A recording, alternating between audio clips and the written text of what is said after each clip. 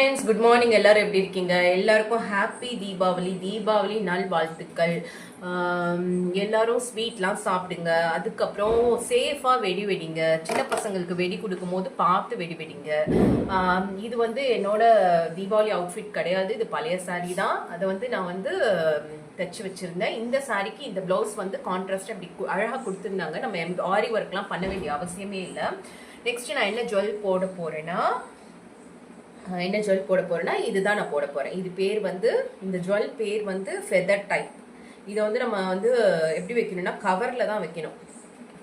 2-3 ஜுவல்ஸோட mix பண்ணி வச்சிங்கன்னு வச்சுக்கோங்களேன், இது இதாயிடும், சிக்காயிடும்.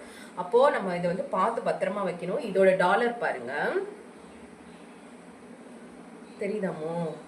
டாலர் இப்படி பாரு, டாலர். இதோட டாலர் பாருங்க, 3.25 பவுன். இது பாருங்க, ஃபெதர் மாதிரி இருக்கும் பாருங்களேன். இது கோல்டு மாதிரி இருக்காது, ஒரு ஃபெதர் மாதிரியே இருக்கும். நெக்ஸ்ட் பாத்தீங்கன்னா இதோட ஸ்டெட் பாருங்க. இது வாங்கி நான் எப்படியும் ஒரு 16 இயர்ஸ் ஆயிடுச்சு. இதை நான் போட்டுட்டு காமிக்கிறேன். இந்த நெக்லஸ் போட்டுட்டு காமிக்கிறேன். ஹாய் ஃப்ரெண்ட்ஸ், பாத்தீங்களா இந்த ஜுவல் செட்? இது 3.25 பவுன் சொன்னேன் இல்லையா, ஃபெதர் டைப். நல்லா இருக்கான்னு பார்த்து சொல்லுங்க.